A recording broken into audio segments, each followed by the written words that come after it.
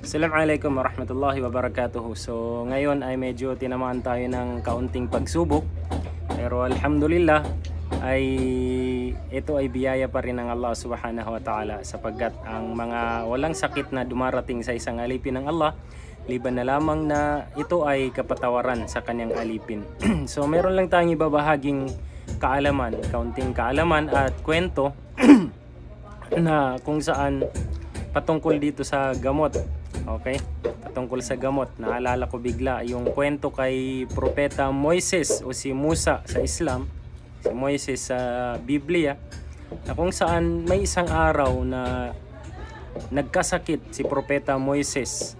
Sumakit ang kanyang ulo ng sobrang sakit. At alam naman natin na si Propeta Moises ay nakakausap niya ang Allah, nakakausap niya ang Diyos. So, kinausap niya ang Allah subhanahu wa ta'ala.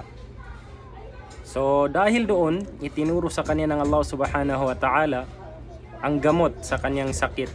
Na kung saan, sabi ng Allah, pumunta ka sa ganitong kahoy at pumitas ka ng kanyang dahon at ito ay iyong kainin.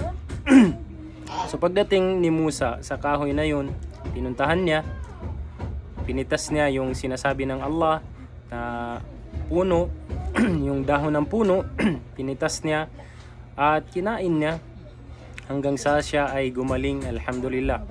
So lumipas ang ilang mga araw, biglang dumating sa punto na bigla na namang sumakit ang ulo ni Propeta Musa, ni Propeta Moises.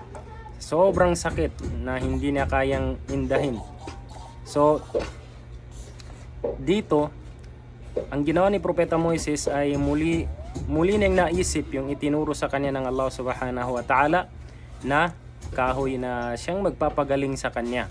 Itinuro ng Allah subhanahu wa ta'ala nung unang pagkakataon na siya ay magkasakit. So ginawa ito ni Propeta Musa sa pangalawang pagkakataon. Pumunta siya sa kahoy, pumitas, kung ano yung itinuro sa kanya ng Allah na gagawin niya ay ginawa niya. Pagkalipas nito, lumipas ang ilang oras, ilang sandali, ay nararamdaman ni Propeta Moises na sa pangalawang pagkakataon ay walang nangyayaring pagbabago sa kanyang sakit. Hindi naiibsan ng dahon, hindi naiibsan ng gamot na ininom niya yung pananakit ng kanyang ulo. So dahil dito, kinausap niya ang Allah subhanahu wa ta'ala, muli nang kinausap ang Allah. Sabi niya, "Ya Allah, bakit ganun? Sinunod ko naman lahat. Ginawa ko naman lahat ng sinabi mo. Pumunta ko doon sa kahoy na sinabi mo. Pumitas ako ng dahon sa kahoy na sinabi mo. Pero hindi pa rin mawala-wala yung sakit o pananakit ng aking ulo." So, ang itinugon ng Allah subhanahu wa ta'ala kay Propeta Moises, sabi niya, sa unang pagkakasakit mo, sabi niya, "Ya Musa, sa unang ikaw ay magkasakit, wala kang ibang inisip kundi ako," sabi ng Allah. "Wala kang ibang pinagkatiwalaan maliban sa akin," sabi ng Allah subhanahu wa ta'ala. Kaya sa pamamagitan ng kahoy at dahon na yun, dun ko pinadaan yung pagpapagaling sa'yo. Pero sa pangalawang beses na ikaw ay magkasakit, hindi mo na ako agad naisip, dahil ang naisip mo ay yung gamot na magpapagaling sa'yo at nawala yung pagtitiwala mo sa Allah subhanahu wa ta'ala. Kaya ang aral dito mga kapatid, mga kaalam, ay lalong-lalo kapag ganito tayo ay nagkasakit, huwag yung gamot yung lagi nating isipin.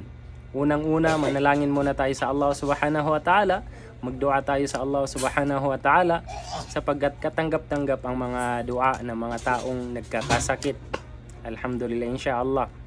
So yun ay aral sa atin na kapag tayo ay nakakaramdam ng mga ganitong pagkakasakit ay huwag agad ibaling yung tiwala natin sa mga gamot na ito yung magpapagaling sa atin. Bagkus, doon muna tayo magtiwala sa Allah, idaan natin ang pagtitiwala natin sa Allah, ang pag-asa natin sa Allah, na dito niya idadaan.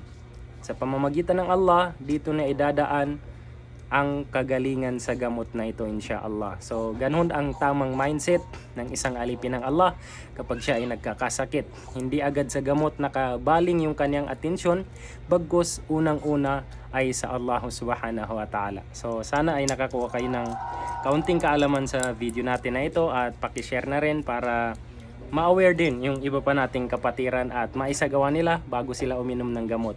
Bismillah.